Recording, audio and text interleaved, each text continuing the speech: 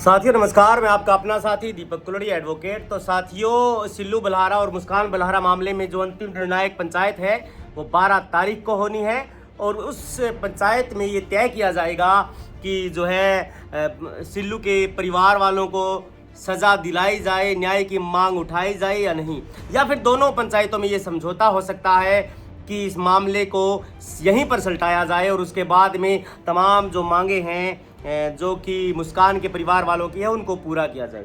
मांगों में ये ऐसी बातें सामने आई हैं कि उनकी प्रॉपर्टी का कुछ हिस्सा या फिर उसके बाद में बच्चे की देखरेख का जिम्मा किसको दिया जाएगा। ये चीज़ें जो है वो अंदर की खबरें हैं, लेकिन हो सकता है कि 12 तारीख को इस मामले को लेकर के बड़ा फैसला लिया जाए। लेकिन मैं अब भी ये बात कहना चाहता हूँ कि अगर FSL रिपोर्ट में अगर चीज़ें आ गई कि इस बॉडी के साथ कुछ छेड़छाड़ हुई है या फिर मुस्कान के साथ जो है वो अन्याय हुआ है, तो समझौता मान्य नहीं होगा। ये समझौता तब भी मान्य नहीं होगा जब 12 तारीख को दोनों पक्षों के आप बैठकर लोग आपस में सलट लेंगे और ये बात तय कर लेंगे कि हाँ, अब इस मामले को आगे नहीं बढ़ाया जाए, तो भी राजीनामा मान्य नहीं होगा।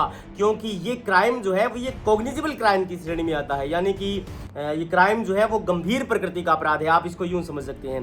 क्योंकि मैं पेशे से वकील हूं और मुझे इन बातों का जो है वो नॉलेज है कि अगर इनका आपस में बाहर राजीनामा हो जाता है तो इसका कोर्ट में राजीनामा चलेगा, ये तय बात नहीं है। यानी कि पुलिस चाहे तो इसमें चालान पेश कर सकती है, किसी को मुलजिम बना सकती है, न केवल सिल्लू को छोड़ करके उनके घर वाले को 1 या 2 को हो सकता है पुलिस में इसमें मुलजिम बनाए। ये तमाम फैक्ट मैं आपको इसलिए बता रहा हूँ क्योंकि सच्चाई से अवगत कराना, आपको भ्रम में न रखना मेरा काम है और मेरी टीम का काम है।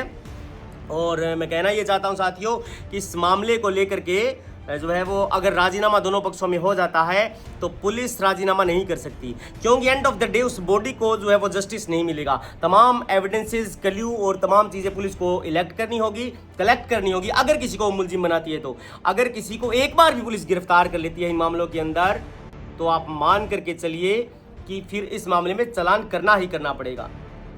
बहुत सारी चीज़ें निकल करके आ रही हैं कि जो है वो सिल्लू जो है वो अपनी पत्नी के लिए न्याय की आवाज़ नहीं उठा रहा है।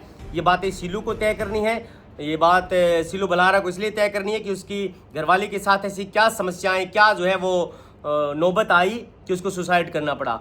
ये मामला 304B ऑफ द IPC, यानी कि पुराने वाली जो 304B है ऑफ द IPC, वो अब नई में चली गई, शायद 108 है और 85 है शायद, दहेज हत्या का।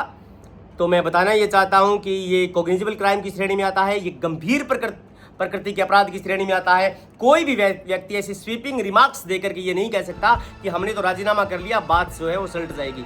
नहीं, इसके लिए जो है पुलिस को तमाम एविडेंस कलेक्ट करके कोर्ट के सामने रखने होंगे, या फिर पुलिस इस मामले को लेकर के क्या कहेगी कि ये झूठी रिपोर्ट थी, क्या इसमें FIR लगाएगी, या फिर इसके लिए खुद जो है वो मुस्कान बलहारा को दोषी ठहराएगी। ये तमाम चीज़ें देखने लायक हैं। हालांकि अभी भी जो है वो उनके बैठक के दिन पूरे नहीं हुए हैं। मुस्कान बलहारा जो है उसके जो 13वीं नहीं हुई है, 12 तारीख को रखा गया है।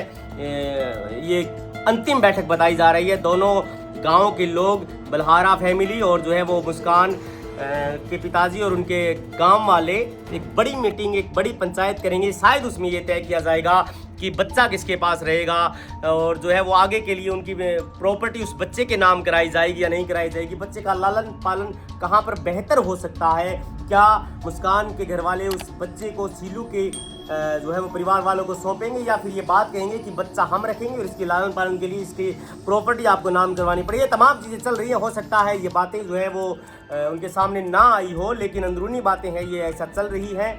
और मैं कहना ये चाहता हूँ कि ऐसा लग रहा है कहीं ना कहीं कि मुस्कान के परिवार वाले, घर वाले जो है वो राजीनामा करने के पक्ष में ज़्यादा बढ़ते ऐसा दिख रहा है, प्रतीत लग रहा है। वो ये नहीं चाहते। मेरे कहने का मतलब ये है कि मुस्कान के केस को, ट्रायल को फेस किया जाए, या फिर जो है वो लड़ाई लंबी लड़ी जाए, ऐसा सुनने में आ रहा। हो सकता है ये बातें गलत हो सकता है वो मुस्कान को न्याय दिलाने के लिए किसी भी हद तक गुजर सकते हो, लेकिन जो बातें सामने आ रही हैं वो ये हैं। और मैं कहना ये चाहता हूँ कि अंतिम पंचायत 12 तारीख को होनी है, उसमें तमाम चीज़ें तय करी जाएंगी।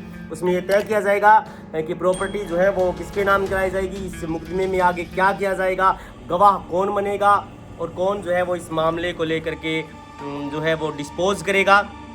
ये तमाम चीज़ें अब देखने के लिए होगी। अगर आपको इसी इनपुट अगर जानकारी चाहिए तो आप मेरे चैनल को लाइक और सब्सक्राइब करें, इस वीडियो को ज़्यादा से ज़्यादा शेयर करें, ताकि फैक्ट चेक आपको जो है वो तमाम बातें फैक्ट के अनुसार बताए कि कानूनी प्रोसीडिंग क्या है, राजीनामा करने के बाद भी कोर्ट में नहीं होगा। ये तमाम चीज़ें आपको मैंने बता दी कि कोर्ट में जो है वो अंडर ट्रायल मामला होगा। अगर एफआईआर नहीं लगती है तो मुलजिम बनाती है, तो ये नहीं है कि बाहर राजीनामा कर लिया और अंदर राजीनामा पेश कर सकते हैं, क्योंकि हीनियस ऑफ द क्राइम में ये नई चीज़ें देखी जाती है। अगर तो हम किसी का मर्डर कर देते हैं तो ये नहीं है कि हमने उसके परिवार वालों घर वालों के साथ जो है वो राजीनामा कर लिया। ये तमाम चीज़ें कोर्ट की प्रोसीडिंग पर डिपेंड करती हैं, सर्कमस्टांशियल एविडेंस पर डिपेंड करती हैं और गवाहों के बयानों पर डिपेंड करती हैं। इसलिए आपने मुझे सुना, देखा, थैंक यू।